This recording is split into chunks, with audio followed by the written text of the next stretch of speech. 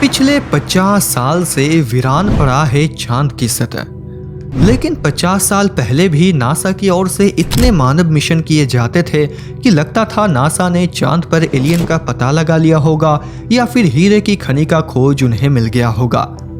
लेकिन 1972 में नासा की आखिरी मून मिशन अपोलो 17 के बाद कोई भी इंसान आज तक चांद की ओर नहीं गया। लेकिन कोई देश क्यों अपने एस्ट्रोनॉट को चांद पर नहीं भेज रहा है? तो क्या चांद में ऐसा कुछ भी नहीं है जिसे पाने के लिए इंसान दोबारा चांद पर जाए? या फिर चांद की उस अंधेरी खाई के पीछे नासा के एस्ट्रोनॉट्स ने कुछ ऐसा देख लिया था जिसके बाद उन्होंने चांद की ओर मुड़कर भी नहीं देखा? आइए पूरी कहानी आपको बताता हूँ। कहानी की शुरुआत होती है 12 सितंबर 1959 को।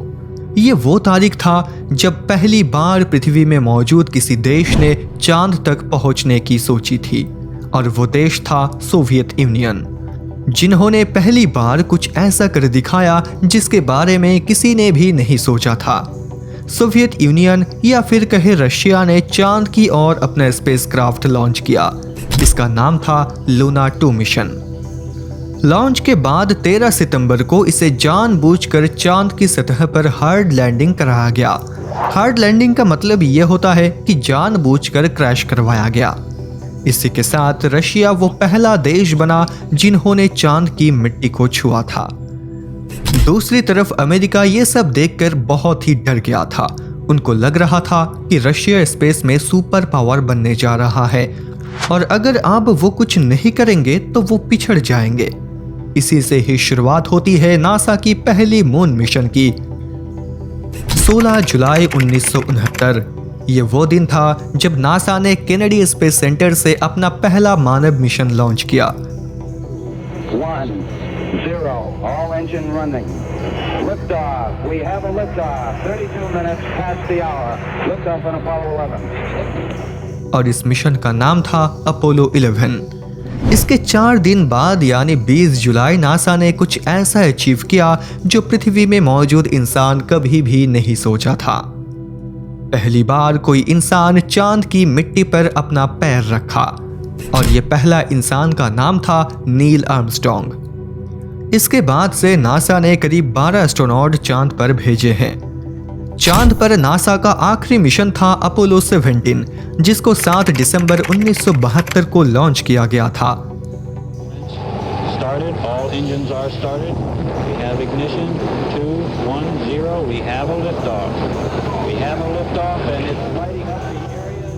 जिसमें एस्ट्रोनॉट यूजीनी ए सर्नन ने आखिरी बार चांद की मिट्टी को छुआ था। पर इसके बाद दुनिया के किसी भी देश ने चांद पर अपने इंसानों को नहीं भेजा। लेकिन इसका क्या कारण हो सकता है?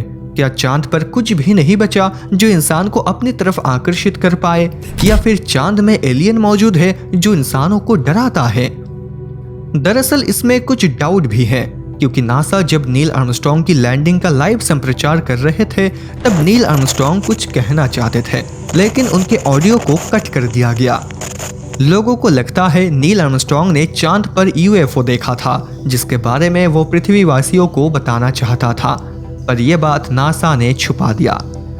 लेकिन दोस्तों, आज तक इसके बारे में कोई भी पुष्टि नहीं हुआ कि नील आर्मस्ट्रॉन्ग या फिर दूसरे एस्ट्रोनॉट चांद पर यूएफओ या फिर एलियन को देखे थे, तो इस कारण पर तो हम विश्वास नहीं कर सकते।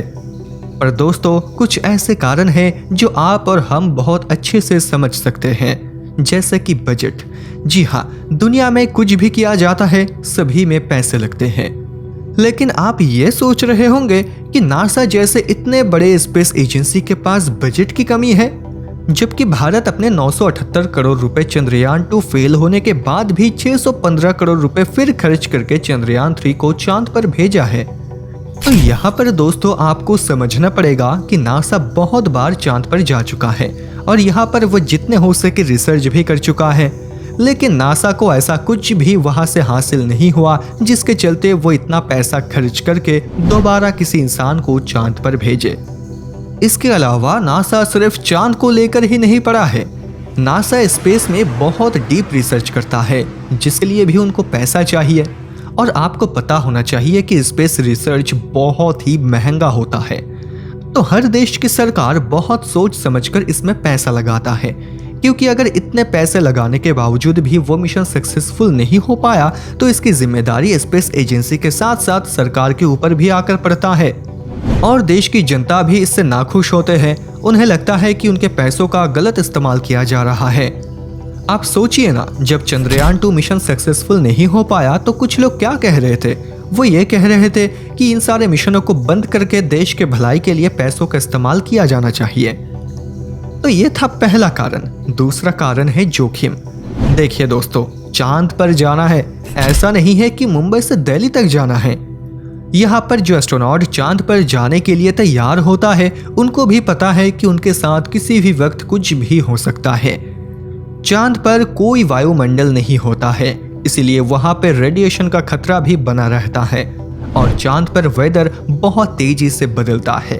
अगर सुबह हो तो 100 डिग्री सेल्सियस तक भी टेम्परेचर पहुँच जाता है, वही रात हो तो -100 डिग्री के नीचे भी टेम्परेचर पहुँच जाता है। और सबसे बड़ी बात तो यह है कि चांद इंसानों के बसने के लिए बिल्कुल भी सही जगह नहीं है। यहाँ पर ऑक्सीजन नहीं है, यहाँ की एनवायरनमेंट इंसानों को बचने के लिए सपोर्ट भी नहीं करता है। और दोस्तों आप सोचिए ना कि जो काम हम रोबोट से कर सकते हैं, उस काम को हम क्यों जबरदस्ती एस्ट्रोनॉट की जान जोखिम में डालकर करें, है ना? यह भी एक कारण हो गया। अब तीसरा कारण यह है कि चांद पर कोई उद्देश्य नहीं बचा है। चलिए, पहले नासा के उद्देश्य तो यही था कि स्पेस में सुपर पावर बनना है, लेकिन अब उनके पास कोई उद्देश्य नहीं है कि वो चांद पर दोबारा जाए, क्योंकि चांद एक बंजर जमीन है, वहां पर जिंदगी नहीं बच सकती। अगर चांद में सोना चांदी भी मिल जाए ना दोस्तों, तो वो भी हमारे लिए फायदेमंद नहीं होगा, क्योंकि उन्हें चांद से पृथ्वी तक लाने में और उसे रिफाइन करके तैयार करने के बाद उसकी जो प्राइस होगी वो पृथ्वी में मौजूद सोने की प्राइस से बहुत ही ज़्यादा होगी। वो हम और आप नहीं खरीद पाएंगे।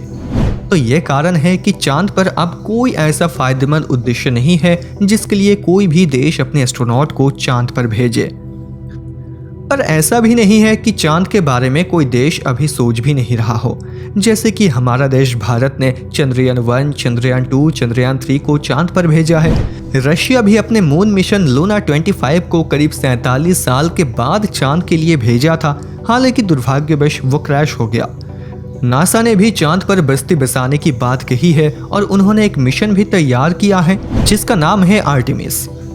तो उन्हें देखकर तो ये लगता है कि चांद पर कुछ नए उद्देश्य की खोज की कोशिश वो कर रहे हैं जो फायदेमंद हो।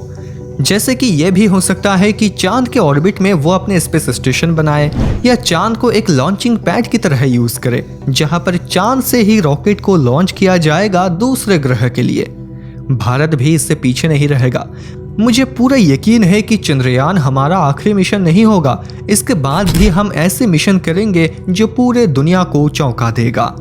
आपको क्या लगता है दोस्तों कि चांद पर इंसानों को फिर से भेजना चाहिए? नीचे कमेंट करके बताइएगा।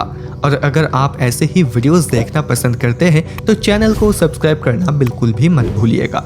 आपसे मिलते हैं अगले वीडियो में।